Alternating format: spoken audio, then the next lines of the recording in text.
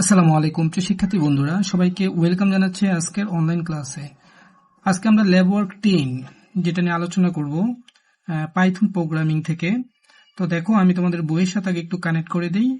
প্রোগ্রামটা ছিল এরকম যে বলেছে write a program to display a specific text multiple times. ঠিক আছে, যে কোনো টেক্সট হইতে পারে। আমরা কিভাবে ওই টেক্সটটাকে মাল্টিপল টাইম প্রিন্ট করতে পারি সেটাই মূলত দেখাতে বলা হয়েছে। তবে এখানে প্রোগ্রামে একবার ইনক্রিমেন্ট দিয়ে দেখিয়েছে, একবার ডিক্রিমেন্ট করে দেখিয়েছে। হ্যাঁ, আমি দুইভাবেই তোমাদের করে দেখাবো। তাহলে চলো মূল আলোচনায় করে চলে যাই। তো আমরা এর জন্য একটা ফর লুপ ইউজ করব। তো তোমরা জানো ফর লুপ লেখার নিয়ম হচ্ছে ফর আই ইন রেঞ্জ। ঠিক আছে, তারপর আমরা একটা ব্র্যাকেট দেব।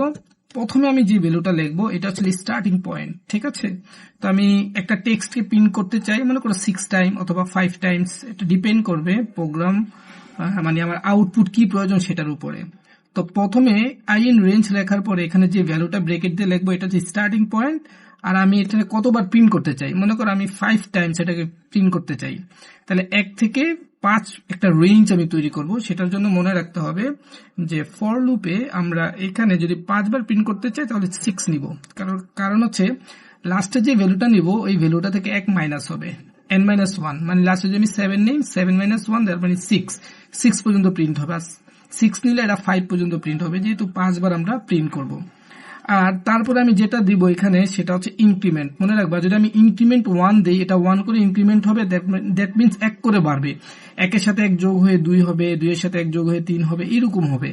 আর যদি আমি 1 নাও দিই, এটা কিন্তু বাই ডিফল্ট 1 করে ইনক্রিমেন্ট হবে। ঠিক আছে, এটা মনে রাখবা।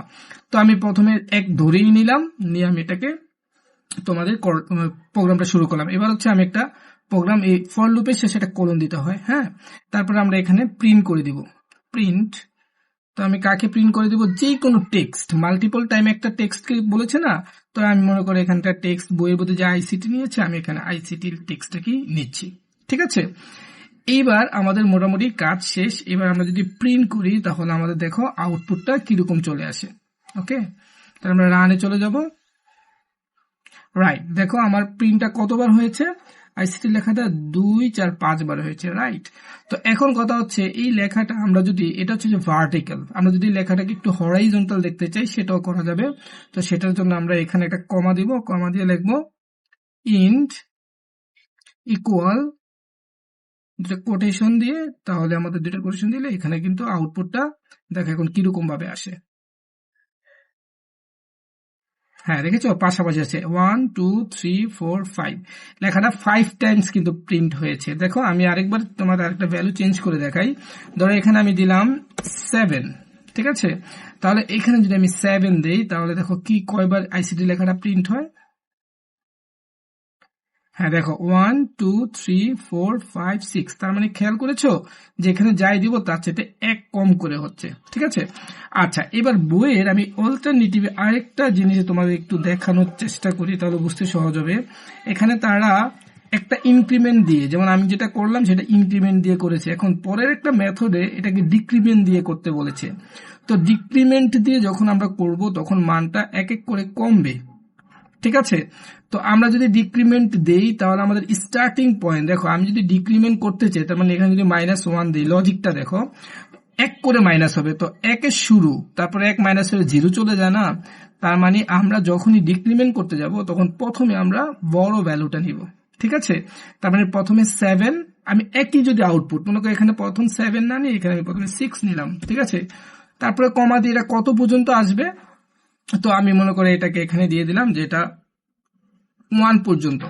তাহলে এই 1 থেকে 1 মাইনাস হয়ে এটা কিন্তু 2 পর্যন্ত প্রিন্ট হবে। তার মানে 5 এর জন্য একবার প্রিন্ট হবে, তারপরে 1 কমবে, 6 এর জন্য একবার প্রিন্ট, 5 এর পরে 4 এর জন্য একবার, তার মানে 2 বার, তারপরে 3 এর জন্য একবার, তারপর হচ্ছে 2 এর জন্য একবার। দ্যাট মিনস এখানে 4 টাইমস, মানে 5 এর জন্য, তারপরে 1 কমে 4, তারপরে 1 কমে 3, তারপরে 1 কমে 2, 4 টাইমস এটা কিন্তু এখন প্রিন্ট হবে। তাহলে আমরা দেখি আউটপুটটা কি আসে। দেখো এক্স্যাক্টলি 1, 2, 3, 4 টাইম, 4 বার কিন্তু এটা প্রিন্ট হয়েছে লেখাটা।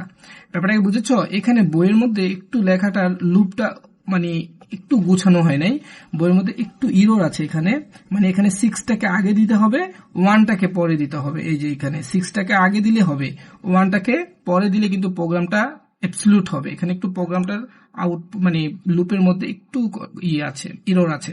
তো আশা করি তোমরা এতটুকু বুঝতে পারতেছো যে ইনক্রিমেন্ট আর ডিক্রিমেন্ট কিভাবে হয়। এবার আমি তোমাকে একটা টাস্ক বলি, মনে করো আমি এখানে i এর মানটাকে 1 না দিয়ে এখানে 2 দিলাম। দেখো 2 যদি দেই তাহলে এখানে কতবার প্রিন্ট হইতে পারে তুমি একটু চিন্তা করো।